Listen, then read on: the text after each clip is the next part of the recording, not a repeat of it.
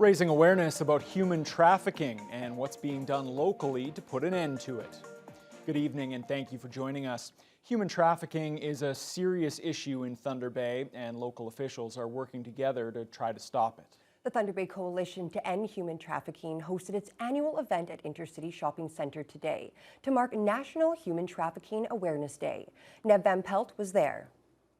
Thunder Bay is one of the top 6 hubs in Ontario for human trafficking, which is why it was so important for the Coalition to End Human Trafficking to host this awareness event. The purpose was to provide the public with information about human trafficking and learn more about services and supports available to victims and survivors. Co-chair Cindy Pay Pompey explained why bringing awareness to the community is essential. Just to let everyone know, anybody can be trafficked. It depends on our vulnerability, especially our young people. And with the internet and COVID that happened, like internet is prime luring for our young people. And so we just want to bring awareness to everyone on signs of being trafficked and where to get help. 6 coalition groups were at the event engaging with members from the community at Intercity Shopping Centre. Community living support worker Angeline Grover touched on the value of the partnerships between all of the different organizations. We all work together, so part of the coalition is each service provider has different things to offer. So when we're trying to exit a youth or an adult out of human trafficking, we have a wide range of services at our fingertips. I think it's really important to work collectively to better help our community. Some people don't even realize that human trafficking is happening in our community, so awareness events are always really important. Human trafficking is a vastly underreported crime, and Ontario specifically is a major centre for it, with about 2/3 of the reported cases. For myself, historically, I didn't think it was happening here, but talking about it and bringing awareness more to the people we service, it is happening here in our home, like Thunder Bay especially. The goal of Thunder Bay Coalition to End Human Trafficking is to help survivors and victims, as well as provide resources to prevent it from happening. Nev Van Pelt, TBT News. New leadership is coming to the Thunder Bay Airport. The Airport Authority's Board of Directors has announced a new CEO. Graham Ingham spent the past 7 years as CEO at the Red Deer Regional Airport, where he led a major expansion. As a pilot in the 1990s, Ingham spent 4 years working for Bearskin Air out of Thunder Bay and says he's eager to return to the city. As we chart the course for the future, my vision for the Thunder Bay Airport is one that embraces growth, resilience, and community empowerment. Together, we will navigate challenges and seize opportunities to position the Thunder Bay Airport as a key player in the global aviation landscape. Ingham will take over on April 1st from longtime Thunder Bay Airport CEO Ed Schmidtke, who announced his retirement last fall. Schmidtke is expected to assist Ingham through the leadership transition. The Thunder Bay Chamber of Commerce held its annual general meeting at the Delta Hotel yesterday. The highlight was the swearing in of 2024 Board Chair Bianca Garofalo. Garofalo will take over from Jason Thompson of Superior Strategies. Garofalo has been a board member since 2019 and an active member of the local business community since 2006. She currently owns multiple restaurants around the city, including Bite and El Tres. She believes her extensive experience and unique business perspectives can bring a lot to the board as chair. I'm a people person, and I just try to talk with people and see, what it is that, their perspective of Thunder Bay and the things that could better our economy and better, the business environment in Thunder Bay. So I think I'm a good listener, and I like to connect with people. That's I think one of my biggest strengths. Garofalo says she's looking forward to doing more advocacy work to help ease the challenges faced by local businesses so it can be easier for them to expand and thrive. The Ontario Health Coalition released a scathing report yesterday on the province's struggling healthcare system. It accuses the Ford government of intentionally under-equipping the public system in order to fund private for-profit clinics. CTV's Rahim Ladani has the story. Calling out the Premier's privatization of healthcare, the Ontario Health Coalition claims the Ford government is misspending public money. hundreds of millions of dollars in public money is being siphoned out of the public system. In a 16-page report, the OHC outlines how public hospital funding is increasing by 0.5% this year, compared to independent health facilities, which are receiving a bump of more than 200%. If you're going to say we need to go to the for-profit because our hospitals are not able to handle it, then you have to have the body of evidence that supports those decisions. The coalition argues that's contributed to 1,200 closures, including ICU, obstetrics, and emergency departments across Ontario. This government has been in power for 6 years, and for as much as they like to rail on the status quo, the reality is that they are the status quo. And they are failing on every single thing that is important to Ontarians. Based on a year of data, Ontario's Health Coalition says operating rooms in every public hospital are underused, some even being converted into storage due to a lack of funding. Just by increasing the hours at our public operating rooms by a few hours a day, we could get rid of that backlog in about 3 months. At Brampton Civic Hospital, the situation can be described as critical. The provincial government has come in and announced, yeah, we're going to build you 250 beds. And look, a cancer ward is great, but the reality is based on how fast Brampton is growing, with their projected times to open it, the day they open it, Brampton will have a worse hospital bed ratio than the day they announced that. Rahim Ladani, CTV News. There's also concern and frustration at Queen's Park over the opioid crisis. The situation in Belleville in particular was in focus during question period today. CTV's Siobhan Morris has the story. Connect the dots again. The opposition is accusing the government of being out of touch, missing in action on the front lines of the opioid crisis. Just last week, 17 people in Belleville experienced an overdose in just one day. With the mayor begging for more cash and support from the province. Instead, this government's priority is hosting a fundraising mixer with the minister. So out of touch, Speaker. The minister in question says he drove to Belleville when a state of emergency was declared. And I spent the time with the mayor and the other service providers. Where were you? Where was the NDP at that point in time? You were busy making cat videos, I assume. There's pressure on the Minister of Health to clamp down on private clinics charging membership fees. These are unfunded clinics using nurse practitioners. If they are charging for OHIP-funded services in the province of Ontario, that is against OHIP rules. That is against the Canada Health Act. No suggestion Jones plans to close that loophole. And that was Siobhan Morris reporting.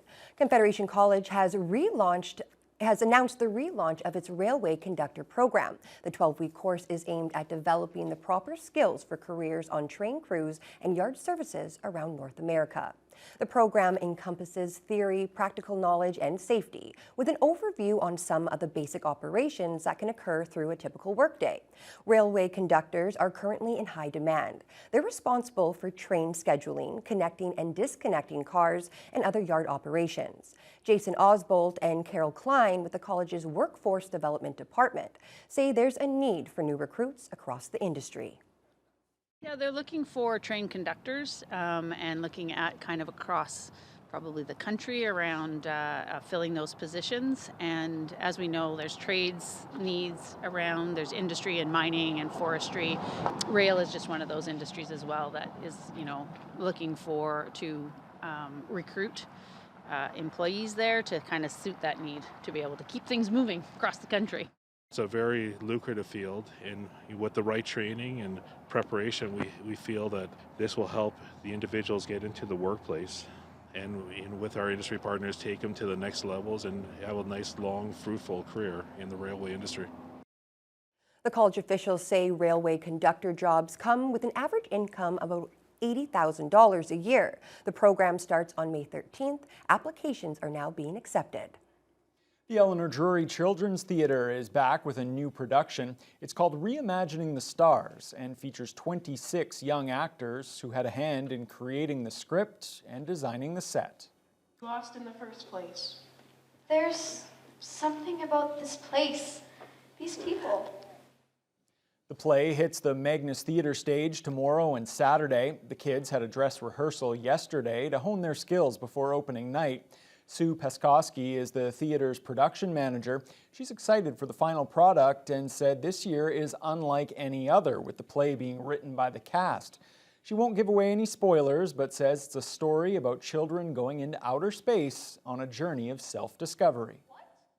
We have 26 actors on stage this time, ages 6 to 18, so we have a wide range from SK to high school basically, which is great because the older ones help the younger ones are learning from the entire experience.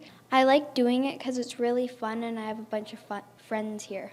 I made them during the play, and sometimes at the end of the play, like when we go to bowling at the very end of the thing, sometimes I have to cry. Yeah, because it's a little sad that it's over. The play was presented to school groups at Magnus Theatre earlier today. The general public can buy tickets to check it out tomorrow evening at 7 o'clock or either of the two shows on Saturday at 2 and 7 p.m. The Dampiers have wrapped up their epic run on the popular game show Family Feud Canada. The Thunder Bay family knocked off the competition in 3 straight games. Their final victory aired last night. Jonathan Wilson has the story. Name a fruit that would be hard to eat without teeth. Apple. Show me apple.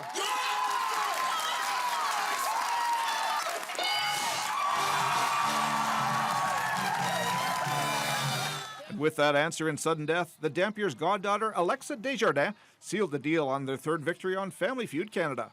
The family's matriarch, Lisa Dampier, says their undefeated run was an amazing experience all around. Oh, it was so exciting. After every episode, we were just so pumped and so anxious for the next episode, and it's nerve-wracking, but very exciting at the same time. It was awesome. Getting that first win and just building that confidence, we felt so good going into each episode. By the end of it, we were just ecstatic. We were hoping for 1 win, and to get 3 is just more than we could have asked for. The Dampier children, Katie and Alex, both managed to nail the top answer in the head-to-head face-offs in that 3rd game, allowing the whole team to get a chance to play and contribute to the win. It was really a team effort. Like, each of us gave really good answers at times and then really bad answers at other times, so we kind of all balanced each other out really well. The family hosted watch parties for every episode, and Alex Dampier says they could feel the support from viewers across the city. Oh, they're so pumped. After every episode, I was getting messages, phone calls. Everybody's very excited. Despite winning each night, the Dampiers couldn't quite pull it off in the fast money round for $10,000, going 0 for 3. But they made sure each family member got a chance to try it. Well, you know, we came close. We came really close. We came up short of the $10,000 each time, but we came really close to and gave good answers, and we did the best we could. So they did, however, take home a total of $2,500, as each point was worth $5 in the fast money round. Now that they've reached their 3-game limit, the Dampiers retire from the show undefeated. But Lisa says she and her husband Joe have another game show in mind to apply for next. Well, my husband and I have always talked when we retire that him and I would love to go on something like Amazing Race together because we're both really competitive. So I'll definitely be looking for other opportunities, yeah. Jonathan Wilson, TBT News. Congratulations to them, and I'll be watching for the Amazing Race. She said she wants to partake. I'll be watching. Well, turning our attention now to weather, Fiona. I don't even know what to say. It felt like it was fully spring out there today. It definitely did. Yeah. It was wet. There were puddles everywhere. In February, there should not be puddles. No. This should not be a thing. And that's because we topped out this afternoon with a high of 8 Celsius. That was after a very mild overnight low of -5, although wind chills made it feel closer to -9. Winds ranged from completely calm earlier in the day to later on in the afternoon, kicking up to 40 kilometers per hour, but from the southwest. So it was a very warm and mild air. If we take a look at what's happening at this hour, we've got similar temperatures through Nipigon, Atikokan into Fort Frances. They're all a handful of degrees above normal at this time. And in fact, Fort Frances stayed above the freezing mark almost all day. Their low was only -1. And as we head upwards into Red Lake, very different story, very seasonal, but the temperatures stayed below freezing all day under just a few clouds. As we move eastward into Armstrong and Greenstone, they had mostly cloudy skies for much of the day. The snow has just started in the last hour. They began the day at -12, topped out above the freezing mark at 3, but as the snow has moved in and the winds have become very gusty, up to 55 kilometers per hour, they're currently at -1. Marathon also sitting on the freezing mark, Wawa on the plus side at 1, and Sault Ste. Marie at 2 under mostly cloudy conditions. Now, if we take a look at the radar, we do have some snow trying to push its way through this afternoon. Most of it has been trekking north of us, but there is a good chance that we will see a little bit of that snow this evening, but it's cruising mostly north of Thunder Bay. So we are expecting it just to be for a few hours and then ending around midnight. But after that, winds kick up from the north up to 50 kilometers per hour. Temperatures are going to plummet to -19, and the wind chills will feel like -28. Now, unfortunately, these frigid nights are going to stick around or frigid temperatures are going to stick around for about 36 hours. After that, we're going to warm up again. It seems like Mother Nature just cannot make up her mind. Yeah, absolutely. That is a big swing from flirting with double digits today to dropping down, feeling significantly colder than normal overnight tonight. Thanks a lot, Fiona. All right, when we return, we will turn our attention to national news. Nathaniel Veltman, who was convicted of killing 4 members of a Muslim family with his truck in London, Ontario back in 2021, was handed his sentence today, and the judge ruled that the attack was in fact an act of terrorism. We'll have details on that and more when your news hour continues after the break. I find the offender's actions constitute terrorist activity.